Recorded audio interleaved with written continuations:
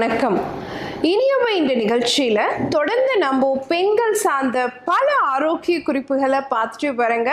அந்த வகையில் இன்னைக்கு நம்ம சொல்லக்கூடியது மெனோபாஸ் காலகட்ட அறிகுறிகள் என்ன, அதை குறைச்சிக்கிறதுக்கு பெண்கள் எந்த மாதிரியான விஷயங்களெல்லாம் பின்பற்றணும் அப்படிங்கிறதா இன்னைக்கு நிகழ்ச்சியில் நம்ம பார்க்க போகிறோம்.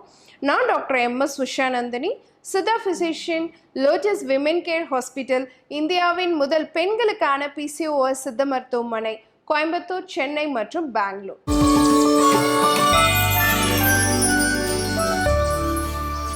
மறந்து போன மரபும் தொலைந்து போன ஆரோக்கியமும் பகுதியில் இன்னைக்கு நம்ம சொல்லக்கூடியது, நம்ம முன்னோர்கள் தண்ணி குடிக்கிறதுக்காக பயன்படுத்தின பாத்திரம் எதனால உருவாக்கப்பட்டதாக இருந்தது அப்படின்னு பார்த்தீங்கன்னா செம்பு பாத்திரம். இன்றைக்கும் கூட நிறைய கோயில்களில் தீர்த்தம் கொடுக்கறதுமே செம்பு பாத்திரத்தை யூஸ் பண்ணுறாங்க. அப்போ அந்த செம்பு பாத்திரத்தினுடைய பயன்பாடு இன்னைக்கு இருக்கக்கூடிய ஜென்ரேஷன் கிட்ட குறைஞ்சிருச்சு. அது நம்ம முன்னோர்கள் கிட்ட இருந்தபோது அவங்களுக்கு கேன்சர் மாதிரியான பல பிரச்சனைகளை தவிர்க்கிறதுக்கு அது சப்போர்ட்டிவாக இருந்தது. ஏன்னா அதுக்கு ஆன்டி ஆக்சிடென்ட் தன்மை உண்டு. அதில் ஸ்டோர் பண்ணி வச்சிருக்கக்கூடிய அந்த தண்ணியில் நிறைய ஆன்டி ஆக்சிடென்ட் தன்மையை உருவாக்கி உங்கள் ரத்தத்தில் ஃப்ரீ ரேடிக்கல்ஸை உருவாக்கக்கூடிய விஷயங்களை தவிர்க்கக்கூடியதாக இருக்குது. ரெண்டாவது விஷயம் பார்த்தீங்கன்னா, நம்மளுக்கு நிறைய நோய் தொற்று கிருமிகள் உருவாகிறதுக்கான வாய்ப்பு நேச்சுரலாகவே தண்ணி மூலமாக இருக்கு இல்லையா? அந்த நோய் தொற்று கிருமிகள் எல்லாமே செம்பு பாத்திரத்தில் நம்ம வாட்டரை ஸ்டோரேஜ் பண்ணும் பொழுது, இதுக்கு பேர் ஒலிகோ டைனமிக் எஃபெக்ட் அப்படின்னு சொல்கிறோம்.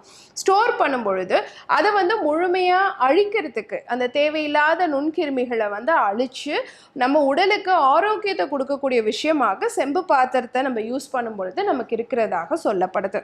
கூடவே பார்த்தீங்க அப்படின்னு சொன்னால், உங்களுடைய ரத்தத்தில் இரும்பு சத்து சேர்றதுக்கு, அயன் மெட்டபாலிசம் ப்ராப்பராக நடக்கிறதுக்கு, உங்கள் ரத்த செல்கள் ஆரோக்கியமாக உருவாகிறதுக்கு, உங்கள் குடல் ஆரோக்கியத்தை மேம்படுத்துறதுக்கு, கட் மைக்ரோபியோம் ப்ராப்பராக உற்பத்தி ஆகிறதுக்கு, இது எல்லாத்துக்குமே காப்பர் வெசல்ஸ் சப்போர்ட்டிவாக இருந்தது.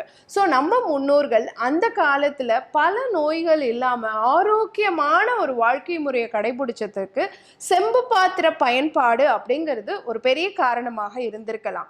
ஆனால் இன்னைக்கு இருக்க ஜென்ரேஷன் அதை மறந்துட்டோம். ஸோ அதை திரும்பவும் நம்ம கொண்டு வரும் பொழுது பல நோய்களை நம்ம தவிர்க்க முடியும் அப்படிங்கிறத நீங்கள் கவனத்தில் வச்சுக்கணும். இன்னைக்கு நம்ம பார்க்கக்கூடிய ஒரு விஷயம், நிறைய பெண்களுக்கு இன்னைக்கு மெனோபாஸ் வந்துருச்சா இல்லையா அப்படின்னு தெரிஞ்சுக்கிறதுக்கு என்னென்னலாம் அறிகுறிகள் அப்படிங்கிறது அவங்களுக்கு தெரியலை. அப்போது மெனோபாஸுக்கான அறிகுறிகள் என்ன, அதை எப்படியெல்லாம் நீங்கள் சமாளிக்கலாம் அப்படிங்கிறதான் இன்னைக்கு நிகழ்ச்சியில் நம்ம சொல்ல போகிறோம். ஃபர்ஸ்ட் திங், பெண்களுக்கு கருப்பை தசைகளில் ஏற்படக்கூடிய அதிகப்படியான வலி ஒரு காரணமாக இருக்கும். அதே மாதிரி நிறைய பேருக்கு பார்த்தீங்கன்னா உள்ளே இருக்கக்கூடிய அந்த உள் சுவர் தடிமன் அதிகரித்து சில காலகட்டங்களில் அதிகமான இரத்தப்போக்கு இருக்கிறதுக்கான வாய்ப்பு இருக்குது.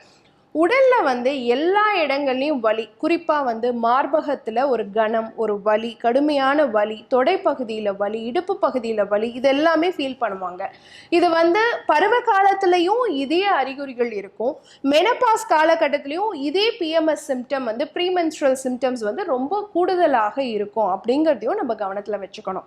ஏன் கேட்டிங்க அப்படின்னு சொன்னால், மெனோபாஸ் வரதுக்கு முன்னாடி நம்ம உடம்புல ஈஸ்ட்ரோஜனுடைய ஆக்டிவ் ஃபார்மாக இருந்தது ஈஸ்ட்ரோடயால் அப்படிங்கிற ஆக்டிவ் ஃபார்ம் ஆஃப் ஹார்மோன் தான் நம்ம உடம்புல இருந்திருக்கும். நம்ம மெனோபாஸை நெருங்க அந்த ஈஸ்ட்ரோடயால் அப்படிங்கிறது ஈஸ்ட்ரோன் அப்படிங்கிற ஒரு காம்பனண்ட்டாக மாறி அதுதான் நம்மளுக்கு உடலில் நிறைய சுரக்க ஆரம்பிக்கும். இந்த ஈஸ்ட்ரோன் காம்பனண்ட் என்ன வேலை செய்யுதுன்னா, இது லெஸ் ஆக்டிவ் ஃபார்மாக இருக்கிறதுனால இது நமக்கு அந்த காலகட்டத்தில் அந்த மெனோபாஸ் அறிகுறிகளை அதிகப்படுத்தி கொடுக்கக்கூடியதாக இருக்குது அப்படிங்கிறத நம்ம தெரிஞ்சுக்கணும். அதே மாதிரி உங்களுடைய நீர்ப்பை பகுதியில் பார்த்தீங்க அப்படின்னு சொன்னால் சீக்கிரமாக நோய் தொற்று கிருமிகள் உருவாகும். திடீர்னு ஒரு அடிவயிறு வலி வரும், உங்களுக்கு பீரியட்ஸ்க்கும் அதுக்கும் சம்மந்தமே இருக்காது. போய் ஸ்கேன் பண்ணி பார்த்தோன்னா சிஸ்டைட்டிஸ் அப்படின்னு சொல்லுவாங்க. நீர்ப்பையில் கிருமி தொற்று ஈஸியாக வரத்துக்கான வாய்ப்பு இருக்குது. ஏன்னா நம்ம அந்த வெஜினல் பாத் சீக்கிரமாக நோய் தொற்று கிருமிகள் அணுகும் அப்படிங்கிறதுனால சீக்கிரமாக நீர்ப்பையில் இன்ஃபெக்ஷன் வரத்துக்கு வாய்ப்பு இருக்குது. அதே மாதிரி திடீர்னு வயிறு இடுப்பு பகுதிகளில் வந்து சதைப்பெருக்கம் ஏற்படுறதுக்கான வாய்ப்பு இருக்குது. நம்ம உடம்புல இருக்கக்கூடிய நீர்ச்சத்து சரியாக வெளியேறாமல் ஃப்ளூயிட் ரிட்டன்ஷன் அப்படிங்கிற ஒரு கண்டிஷனுக்கு நம்ம தள்ளப்படுவோம். திடீர்னு பார்த்தோன்னா கணுக்காலில் வீக்கம் ஏற்படும், காலையில் தூங்கி எழுந்திரிச்சோன்னே முகத்தில் வந்து அதைப்பு காணப்படும், ஐ பால் வந்து வீங்கி காணப்படும், உங்களுடைய ரத்த அழுத்தம் வந்து அதிகரிக்கும், கண்ணில் வந்து ஐ ப்ரெஷர் அந்த அழுத்தம் கண்ணில் இருக்கக்கூடிய அழுத்தம் வந்து இன்க்ரீஸ் ஆகும். இது எல்லாமே நிறைய பெண்கள் வந்து கிட்டத்தட்ட அந்த 40 வயது கடந்த பிறகு ஃபேஸ் பண்ணக்கூடிய ஒரு கம்ப்ளைண்ட்டாக இருக்கும்.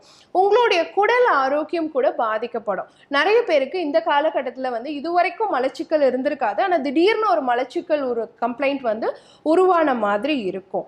அடுத்து பார்த்தோன்னா தோல் சார்ந்த பிரச்சனைகள் நிறைய ஃபேஸ் பண்ணுவாங்க. திடீர்னு பார்த்தோன்னா பெயின்ஃபுல் ஆக்னிஸ், இவ்வளோ வருஷம் ஆக்னிஸ் வரல, சின்ன வயசில் அடலசன்ட் ஏஜில் தான் பிம்பிள்ஸ் எல்லாம் வந்துச்சு டாக்டர், திடீர்னு என்னன்னா 45 வயசுக்கு மேலே எனக்கு பிம்பிள்ஸ் வருதுன்னு சொல்லுவாங்க. இது எல்லாமே மெனோபாஸ் வரதுக்கான அறிகுறியாக இருக்கலாம் அப்படிங்கிறதையும் நீங்கள் கவனத்தில் வச்சுக்கணும். அப்புறம் திடீர்னு வந்து அது வரைக்கும் வீசிங் அப்படிங்கிற ஒரு பிரச்சனையும் இருந்திருக்கா, திடீர்னு ஏதோ ஒரு காரணத்தினால மூச்சு திணறல் ஏற்படும். இதுவுமே வந்து நம்ம சந்திக்கக்கூடிய பிரச்சனையாகத்தான் இருக்கும்.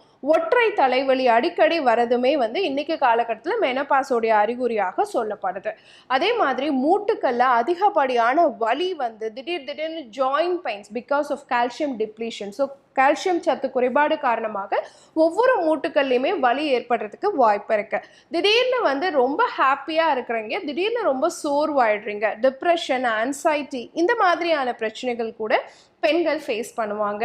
ட்ரெஸ் வந்து திடீர்னு ஒரு ட்ரெஸ் டைட்டாக இருக்குது, திடீர்னு பார்த்தீங்கன்னா அதே ட்ரெஸ் நெக்ஸ்ட் வீக் லூஸாக இருக்குது, திரும்பி நெக்ஸ்ட் வீக் டைட்டாக இருக்குது. இந்த மாதிரி டிஃப்ரெண்ட்டான சிம்டம்ஸையுமே வந்து பெண்கள் இந்த காலகட்டத்தில் உணர்வாங்க. அது வரைக்கும் குதிகால் வலி அப்படிங்கிறது இருந்திருக்காது. அந்த மெனோபாஸ் நெருங்கும் பொழுது அதிகப்படியான குதிகால் வலி அந்த காலகட்டத்தில் ஏற்படுறதுக்கான வாய்ப்பு இருக்கிறதா சொல்லப்படுது. இரத்தப்போக்கு அதிகரிக்கிறதுல இருந்து உங்கள் உடம்புல சந்திக்கக்கூடிய ஒவ்வொரு பிரச்சனையும், குறிப்பாக அந்த காலகட்டத்தில் நம்ம ரத்த ஓட்டம் வந்து வேகமாகி நமக்கு வந்து அந்த ரத்தத்தினுடைய சூடு வந்து பார்த்தீங்க அப்படின்னு சொன்னால் ஹாட் ஃப்ளஷஸ் அப்படின்னு சொல்லி திடீர்னு குப்புன்னு வேர்த்துரும். அப்படியே பார்த்தீங்க அப்படின்னு சொன்னால் குப்புன்னு சூடாகும், திடீர்னு குப்புன்னு வேர்க்கும். இந்த மாதிரியான சிம்டம்ஸையுமே வந்து நம்ம ஹாட் ஃப்ளஷஸ் அப்படின்னு சொல்கிறோம். ஸோ நைட் நேரத்தில் இதை நிறைய பேருக்கு நான் பார்த்துருக்கேன். அப்போது என்ன சொல்லுவாங்கன்னா, டாக்டர் எனக்கு ரொம்ப வேர்க்குது, ஹார்ட் அட்டாக் வந்துருச்சோ அப்படிங்கிற ஃபீல் இருக்குது அப்படின்னு சொல்லுவாங்க. ஆனால் இது வந்து உங்களுக்கு ஒரு நல்ல சூடு உடம்பு கொடுத்து அதே அப்படியே வந்து நல்ல வேர்வையும் கொடுத்துச்சு கொஞ்ச நேரத்திலேயே அப்படிங்கும் பொழுது இது அந்த மாதிரியான சிம்டம் கிடையாது. நம்ம வயது 40-42 தாண்டிடுச்சுன்னா இது பெரிமெனோபாசல் சிம்டமாக இருக்கலாம் அப்படிங்கிறதையும் நீங்கள் கவனித்து பார்க்கணும்.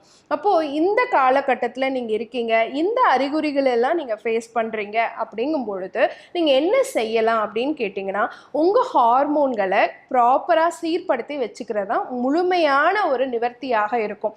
அந்த காலகட்டத்தில் வந்து தேவையற்ற பொரித்த உணவுகளையும் இனிப்பு பண்டங்களையும் சாப்பிட்றத தவிர்த்துடுங்க, துரித உணவுகளை தவிர்த்துடுங்க.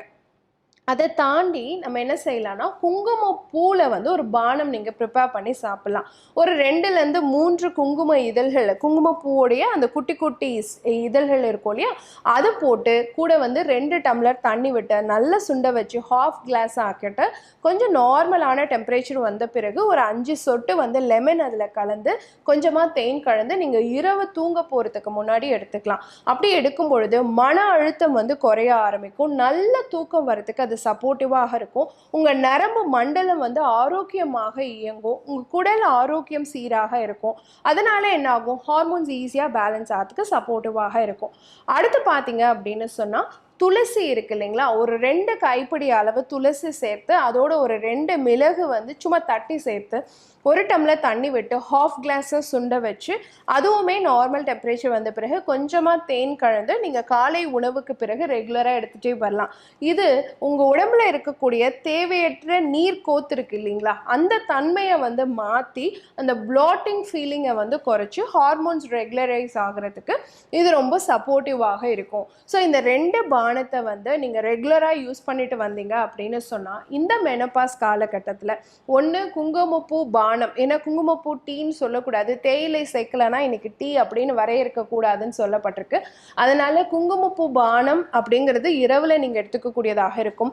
துளசி மிளகு பானம் அப்படிங்கிறது காலை உணவுக்கு பிறகு நீங்கள் தொடர்ச்சியாக எடுத்துகிட்டு வரலாம். ஸோ தொடர்ச்சியாக ஒரு 48 நாள் எடுத்தீங்கனாலே போதுமானது. உங்கள் உடம்புல இருக்கிற ஹார்மோன்ஸை ரெகுலரைஸ் பண்ணி இந்த மெனபாஸ் காலகட்டத்தில் நீங்கள் சந்திக்கக்கூடிய எல்லா அறிகுறிகளுக்குமே இது வந்து ஒரு படிப்படியான தீர்வாக இருக்கும். இது கூடவே உங்கள் ப்ராப்ளம்ஸ் ரொம்ப அதிகமாக இருக்கும் பொழுது கண்டிப்பாக உடற்பயிற்சி அப்படிங்கிறதையும் செய்யணும். சின்ன சின்ன யோக பயிற்சிகள் செய்யலாம், அல்லது வந்து சூரிய ஒளியில் வந்து வாக்கிங் போகலாம். இதெல்லாம் உங்களுக்கு சப்போர்ட்டிவாக இருக்கக்கூடியதாக இருக்கும். பயன்படுத்தி பாருங்கள். இதே மாதிரி இன்னொரு ஆரோக்கிய குறிப்போடு நான் உங்களை சந்திக்கிறேன். இயற்கையோடு இணைவோம், ஆரோக்கியமாக இருப்போம், ஆனந்தமாக வாழ்வோம். நன்றி, வணக்கம்.